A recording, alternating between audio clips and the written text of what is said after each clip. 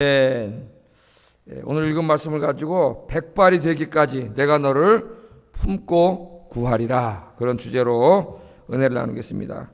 3절 4절에 그 말씀 있죠. 3절 4절.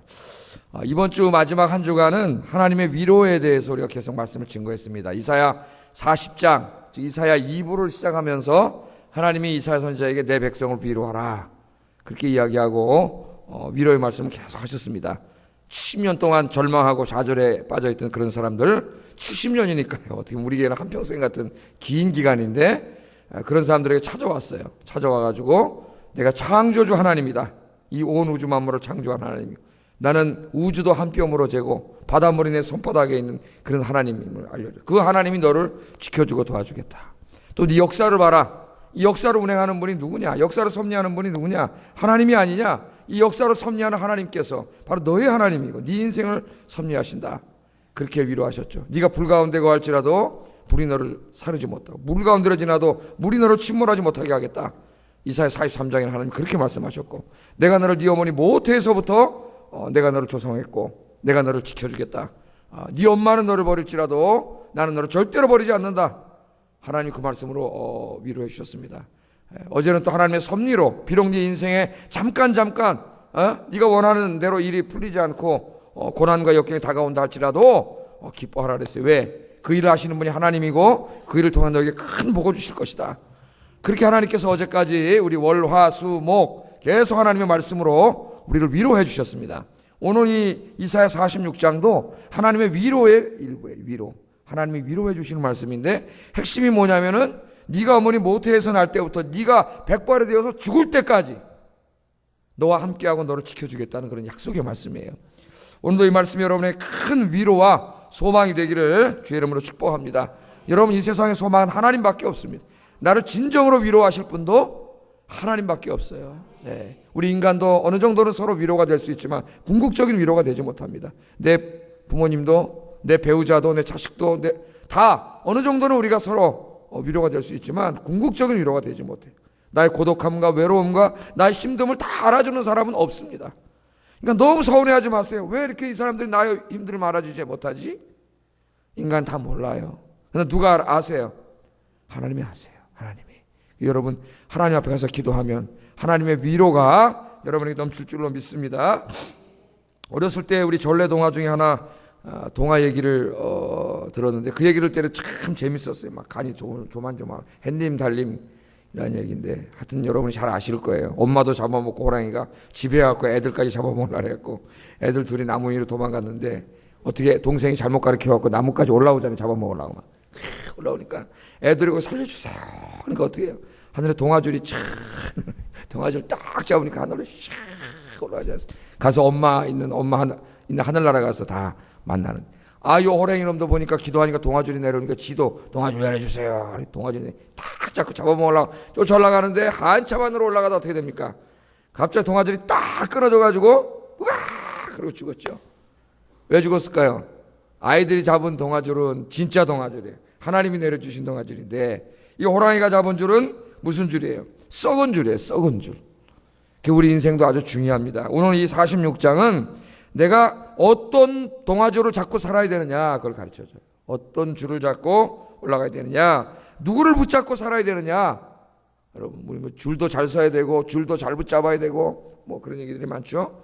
내가 어떤 줄을, 누구를 붙잡고 살아야 되는가, 그걸 가르쳐주는 말씀입니다. 여러분이 지금 붙잡고 의지하고 사는 그 줄이 있을 거예요. 그 붙잡고, 그게 여러분 하나님이 내려주신 동아줄인지 썩은 동아줄인지 그걸 아셔야 됩니다. 썩은 동아줄 잡고 있으면 맨 처음에 잘 올라갑니다. 쫙쫙 올라가는 것 같다가 다 끊어지면 그냥 떨어져 죽는 거예요. 하나님이 보내주신 동아줄을 붙잡고 있어야 되는데, 나는 지금 어느 동아줄 잡고 하늘로 올라가고 있는지 오늘 이 말씀을 통해서 한번 여러분 생각해 보세요. 자, 어제 45장은 역사했어요. 페르시아라는 나라를 일으키고 고레스라는 왕을 일으켜가지고 하나님 택하신 백성들을 구원하는 그런 이야기였습니다. 그죠? 맨 처음 이스라엘 백성들 잘 이해하지는 못했죠. 아니, 모세 같은 다윗 같은 지도자를 보내주셔가지고 해방시켜 줄 줄 알았는데, 무슨 또 저기 페르시아에 또 다른 왕이 일어나가지고 왜 이런 일이 벌어지는가 그랬지만, 그게 다 뭐예요?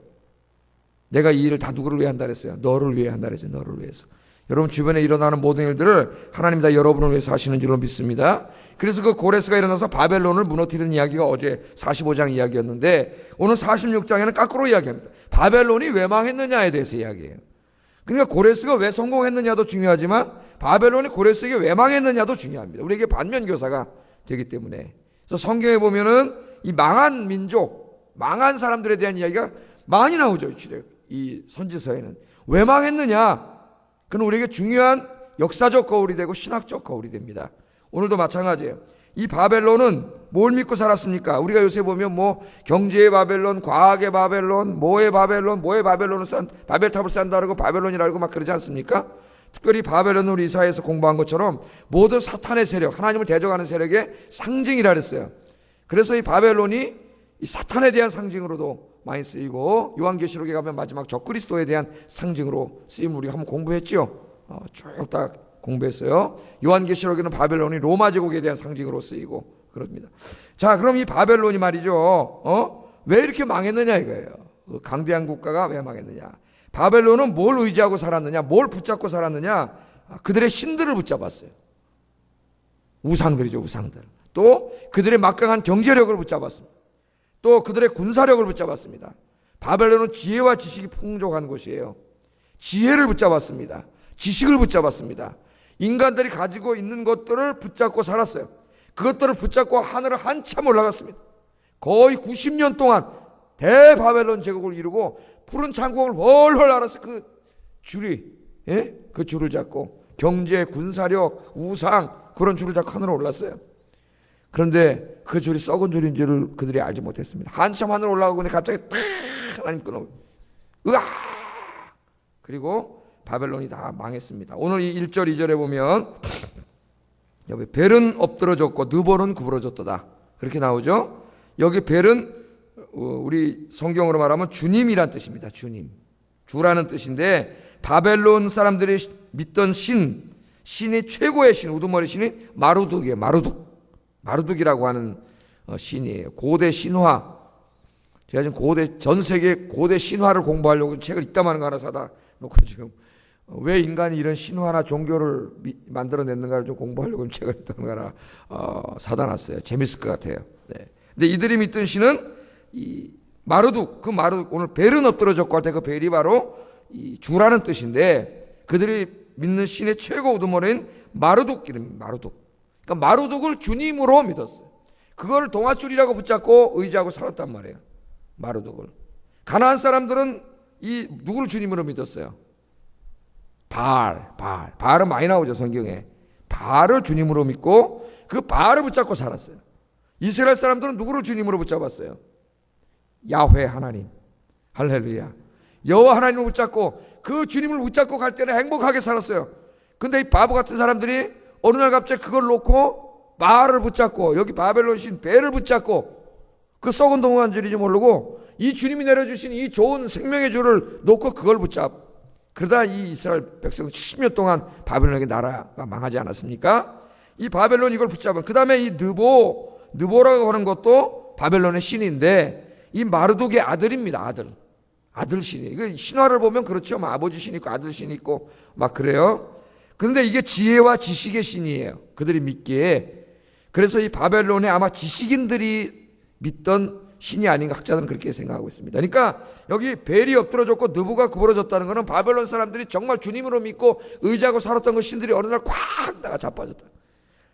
고레스가 와가지고 그냥 때려 부시고 그 신들을 헐어가지고 신상을 마차에다 싣고 끌고 가는 장면이에요. 지금 1절 2절이. 그러니까 바벨론 사람들이 절석같이 주님으로 믿고 붙잡고 그게 썩은 줄인지도 모르고 그거 붙잡고 올라갔는데 그냥 하나님이 고레스를 보내갖고 탁 끊어버리니까 그냥 광 떨어져가지고 마르둑하고 여기 있는 이 신이 자기를 벨이 지켜줬어요? 못 지켜줬어요? 못 지켜줬어요. 그들의 군사력이 지켜줬어요? 못 지켜줬어요. 경제력이 지켜줬어요? 못 지켜줬어요. 세계 최고의 지혜와 지식을 자랑하는 바벨론의 지식과 지혜가 그들을 지켜줬어요? 못 지켜줬어요. 지금 여기 제가 이야기하고 있는 것들이 다 오늘날 하나님을 믿는다는 사람들이 그걸 붙잡고 살으려고 그래요. 그게 썩은 줄인지 모르고 어느 정도는 날아가요. 사탄이 끌고 올려옵니다. 그러니까 막 하늘에 올라가니까 기분 좋아요. 막 돈도 잘 벌리고 막 세상 잘 되는 것 같고 그거 무슨 줄이에요? 썩은 줄이에요, 여러분. 높이 올라갈수록 더 위험해요. 예? 잘 될수록 더 위험해요. 좀 이따 다 끊어지면 그냥 끝나는 거예요. 오늘 바벨론이 왜 망했느냐? 그래서 망했다는 거예요. 여러분, 바벨론 역사를 보면 BC 626년에 바벨론 제국이 서가지고 BC 539년에 한 90년 동안 존재했는데 하루아침에 그냥 망해버렸습니다. 하루아침에. 이사야서에 보면 하루아침이라는 얘기가 나오는데, 그 인간이 쌓아놓은 문명이라는 게요, 하나님이 심판에 바람이 불어오면 하루아침에 끝나버려요. 하루아침에. 인간의 부귀영화도 마찬가지예요. 하나님이 심판이 몰려면은 하루아침에 끝나요. 그래서 야, 이 어리석은 놈아, 오늘 밤에 내가 너를 데려가려고 하는데 네 생명을 네 창고에다 잔뜩 쌓은 보물 다 누구 거냐? 하나님 이렇게 물어봤죠. 얼마나 어리석으면 하나님이 그걸 다 쌓아놓고 자기 늙어 죽을 때까지 편안하게 살겠다고 썩은 동아줄을 그걸 갖다 잔뜩 쌓아놓고 그걸 붙잡고 살려고 하니까 하나님이 보니까 얼마나 어리석어. 야, 이 어리석은 자여, 내가 오늘 밤 너를 죽이려고 그러는데, 네 생명을 걷어가려고 하는데 너 거기 쌓아놓은 거 다 누구 거 되느냐? 하나님 그렇게 말씀하시잖아요. 우리가 얼마나 어리석어요. 여러분, 이 썩은 동아줄 붙잡지 말고 여러분은 하나님 붙잡고 사시는 여러분 되기를 주의 이름으로 축복합니다. 그런 것들은 결코 우리를 구원할 수 없음을 바벨론 이야기를 통해서 우리에게 가르쳐 줍니다. 자, 그러면 여러분 한번 이 우상 숭배에 대해서 한번 생각해 보세요. 왜 사람들이 이렇게 우상을 만들어 놨을까요? 왜 자꾸 인간이 뭔가를 이렇게 형상을 만들어 놓고 그걸 의지하려고 그러는 것 같아요? 안 보이면 시험에 들고, 이스라엘 사람들도 왜 금송아지 만들어요? 하나님을 믿고 살았는데 하나님은 안 보여요. 어제 말씀 나왔죠. 나는 나 스스로를 감추었다 그래서 감추었어요. 하나님이 보이지 않아요. 그러나 보이지 않지만 하나님이 역사하고 계시잖아요. 그래서 믿음이 있는 사람들만 하나님을 느껴요. 여러분들은 그럼 믿음이 있는 사람들이 되기를 주의 이름으로 축복합니다. 하나님은 감춰 있어요. 보이지 않아요. 그러니까 인간이, 하나님 떠난 인간은 하나님과 관계가 단절되다 보니까 하나님이 느껴지지 않고 불안해졌어요. 그 불안해진 인간이 제일 먼저 한 게 뭐라 그랬어요? 창세기를 쭉 읽다 보면은 4장에 오면 성을 쌓는다 그랬죠. 성은 뭐예요? 담을 쌓는 거. 왜? 불안하니까. 에덴 동산에는 담이 없어요. 왜 없을까요? 하나님이 지켜주시니까 담이 필요 없어요. 거기. 천사들이. 그 나중에 이스가랴서 2장에 보면은 하나님이 성벽을 새로 짓는데 성벽을 짓지 말라 그러죠. 상징적인 말씀인데. 천사가 왜 짓지 마느냐? 그랬더니 내가 이제 거기를 불성벽이 돼서 지켜줄 거다. 돌멩이가 필요 없다는, 성을 쌓을 필요가 없다 그래요. 왜? 하나님이 불성벽이 되어서, 여러분 인생을 하나님 불성벽이 되어서 지켜주시기를 주의 이름으로 축복합니다. 그런데 보이지 않으면 인간은 불안해요. 불안하니까 뭔가를 자꾸 의지하고 싶어요. 인간은 의지하고 싶으니까 뭔가를 만드는 거예요. 형상을. 그래서 우상을 자꾸 어떻게 막 저 부처상도 막 18m나 되는 거, 어마어마하게. 요 산 하나, 여기 안산에 가도 저 큰 절이 하나 있는데 큰 게 하나 거기 있죠. 큰 그 불상이 하나. 내가 그 대웅전을 들여다봤더니 그냥 불상이 쫙. 왜 그럴까요? 불안해. 뭔가 보여야 돼. 그래서 사람이 그때부터 뭘 자꾸 만들어요. 크게 만들어 놓고 그걸 의지해. 그 이스라엘 사람들도 하나님을 의지한 게 아니라 그 사람들이 따라오면서 모세를 의지했어요. 모세를. 그 모세가 어느 날 기도하러 가가지고 40동안 안 보이니까 또 불안해졌어요. 여러분 잘하세요. 사람 의지하지 마세요. 하나님 의지하세요. 하나님. 그러니까 또 금송아지 만들어 놓고 그걸 하나님이라고, 그 송아지가 자기를 구해왔다고. 그게 어리석은 인간이에요. 뭔가를 가져야 돼. 눈에 보이는. 그게 뭐 부동산이든 집이든 통장이든 뭔가 눈에 보이는 뭐가 있어야지 이게 불안하지 않지. 그게 없으면 불안해, 인간은. 근데 사실은 믿는 사람은 불안하면 안 돼요. 왜? 물론 연약하니까 불안할 때도 있겠지만 누가 지켜주세요? 하나님이 지켜주세요. 하나님 붙잡으세요. 하나님. 통장 붙잡지 마세요. 하나님 붙잡아요. 안 보이니까 자꾸 뭐를 잡으려고 그러니까 욕심을 내고 또 사고 모으고 쌓고 모으고. 그 누가 보면 어리석은 부자처럼 하나님이 이 어리석은 놈아 그랬는데도 계속 어리석게 살아간다고. 그래서 여러분 우상을 섬겨요. 하나님 뭐라 그래? 야, 우상이 뭐냐? 아무것도 아니라는 거예요. 6절 7절 한번 읽어보겠습니다. 6절 7절 시작.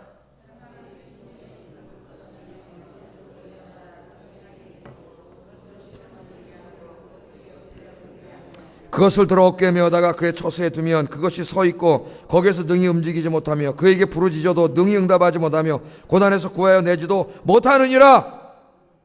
제발 이 말씀을 꼭 마음에 새기세요. 그 인간이 만들어 놓은 거잖아요. 금으로 만들어 놓고, 은으로 만들어 놓고, 돌멩이로 만들어 놓고, 나무 깎아서 만들어 놓고. 여러분 집에 있는 돈도 다 인간이 만들어 놓은 우상이에요. 그게. 돈도 부동산도 여러분 뭐 가지고 있는 거 이런 저런 거 다 우상이에요. 하나님보다 더 의지하잖아요. 여러분이 그거 생각하면 기분 좋잖아요. 하나님 생각하면 기분 좋아요? 여러분 돈 생각하면 기분 좋아요? 솔직히 말해서. 예? 하나님 생각하면 마음이 든든합니까? 돈이나 쌓아놓은 거 부동산 이런 거 생각하면 마음이 든든합니까? 그럼 자생하게 됩니다. 이거 지금 여기 나오는 얘기가 남의 얘기만이 아니에요. 우리 이야기고, 하나님 그런 삶이 계속 어리석은 것이 그건 썩은 동아줄이고, 그거 자꾸 계속하면 끊어진다는 거 하나님 이야기 하는데도 이스라엘 백성들 계속 간 거예요. 왜? 눈에 그게 보이니까. 근데 오늘 똑같습니다. 이사야서 말씀은 우리에게 하시는 말씀이에요. 오늘도 예수 믿는다면서도 계속 하나님이 이렇게 말씀하시는데도 계속 그거 붙잡고 하나님 앞에 나가 기도하기보다는 그거 추구하러 댕기잖아요, 인간이. 어리석은 인간이에요. 끊어져요, 그거는. 예? 아무것도 안 해. 그럼 우리에게 그게 네 기도를 들어주겠느냐? 그가 고난에서 너를 구하여 내겠느냐? 하나님 구하여 내지 못하리라 그랬잖아요. 7절에 고난에서 구하여 내지 못하리. 여러분의 인생의 문제를 궁극적으로 구하지 못합니다. 돈과 권력과 그런 것들이. 기도하셔야 돼요. 그런 것들은 하나님의 선물일 수 있습니다. 내가 하나님을 잘 의지하고 하나님만 사랑하면 그런 것들은 하나님에서 쓰는 하나님의 선물이 될 수가 있지만, 거꾸로 되면 우상이 돼요. 다 우상이 돼요. 그래서 예수님은 신약에 오면 최고의 우상이 돈이에요. 돈. 만몬, 물질주의. 하나님과 돈을 겸하여 섬길 수 없다고 했으니 분명히 이야기했습니다. 하나님과 돈은 겸하여 사랑할 수 없습니다. 돈을 사랑하는 사람은 절대 하나님 사랑할 수 없습니다. 거짓말이에요. 여러분 돈 사랑하세요? 하나님 사랑하세요? 돈 사랑하는 사람은 절대 하나님 사랑할 수 없어요. 여러분 하나님을 제일 사랑하고 돈은 필요한 거예요. 하나님이 쓰라고 주신 거예요. 주님을 위해서. 좋은 일에 쓰라고. 여러분 아셨죠? 거꾸로 되면 안 돼요. 그렇게 됐습니다. 자, 그러면 여러분 우상에 대해서 좀 더, 이 아침 벌써 시간이 저렇게 됐네. 우상에 대해서 한번 생각해. 우상은 돌멩이 뿐이라 그랬잖아요. 그냥 나무고 부처 그냥 돌멩이에요. 돌멩이. 거 기도도 못 들어주고 여러분 문제도 못 들어줘요. 느티나무가 아무리 커봤자 거기 가서 기도해봤자 들어줘요? 못 들어줘요? 못 들어줘요. 그래서 이 고목나무는 다 속이 썩어버렸다 그러잖아요. 매일 와서 뭘 달라는데 줄 수가 있어야지. 속이 썩어가지고 속이 썩었다 그러잖아요. 줄 수가 없어요. 아무것도 아니에요. 그런데 여기 중요한 게 있습니다, 여러분. 그건 돌멩이일 뿐이고 나무일 뿐이지만 여러분이 거기 가서 기도를 하고 경배행위를 하는 순간 그 돌덩이와 나무덩이의 사탄이 역사예요. 사탄이. 그걸 아셔야 돼요. 그건 그냥 돌일 뿐이에요. 아무것도 안 해요. 나무일 뿐이에요. 무서울 것도 없고 아무것도 아니에요. 그런데 여러분이 거기 가서 종교행위를 하는 순간 거기에 사탄이 역사한다는 걸 아셔야 돼요. 우리나라 제사도 마찬가지예요. 부모를 공경하는 게 성경이 가르치는 것이죠. 그러나 그 제사를 지내게 되고 거기 종교행위를 하게 되면은 거기에 누가 역사해요? 내 부모님이 오시는 게 아니라 사탄이 역사하게 되는 거예요. 사탄이. 그래서 제사를 지내지 않는 거예요. 예? 부모님 돌아가셔가지고 이미 다 낙원에 가시고 안 계신데 무슨 거기다 밥을 갖다가 놓는다고 그 밥 접수로 오시겠어요? 예? 그것도 밥은 또 왜 좀 문간에다 갖다 이렇게 갖다 놓는지 모르겠어요. 예? 그러니까 아무것도 아니지만 종교 행위를 하고 여러분이 기도 행위를 하는 순간 사탄이 역사하기 때문에 실제로 모든 우상 숭배는 누가 역사하고 있어요? 사탄이 역사하는 거예요. 사탄이. 뭐 여기 마르둑이니 뭐 이런 거 바알 그런 게 어디 있어요? 그런 신은 존재하지도 않아요. 마르둑이든 바알이든 부처든 뭐든 갖다 놓으면 거기에 여러분 종교 행위를 하는 순간 마귀 사탄이 역사하는 거예요. 그래서 속이는 거야. 마치 여기 마르둑이 있는 것처럼 바알이 있는 것처럼 돈이 정말 여러분을 도와줄 것처럼 속이는 거예요. 속지 마시고 여러분 하나님만 붙잡고 사시기를 주의 이름으로 축복합니다. 하나님 뭐라 그랬어요? 3절 4절 3절 4절 읽어보겠습니다. 시작.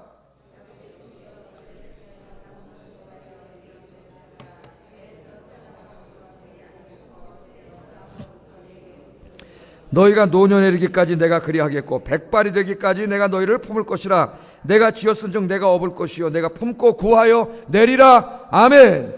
오늘 이 위로의 핵심은 이 3절 4절입니다. 이 말씀으로 위로하라는 거예요. 이 말씀. 자, 우리 이미 앞에서 살펴봤죠? 내가 너를 모태에서 조성했다. 하나님께서 이미 그렇게 말씀했습니다. 그런데 오늘 이 말씀 3절 4절은 모태에서 조성했다고 말했는데 앞에서는 그 이유를 말해요. 모태에서 하나님 만드시고 이제 10달 있으면 어떻게 돼요? 엥에 하고 나올 거 아니에요. 이 세상에 태어난 그 이유에 대해서 이야기합니다. 뭐라 그러셨어요? 배에서 태어남으로부터 내게 안겼고. 여러분이 엄마 배에서 태어나오면서 누가 안아주셨대요? 하나님이 안아주셨어요. 내게 업힌 너희요. 하나님이 여러분을 업어주셨다. 너희가 언제까지? 노년에 이르기까지. 노년에 이르기까지. 내가 그리하겠고 업어준다는 거예요. 또 백발이 되기까지 내가 너희를 품어준다. 안아준다는 말씀.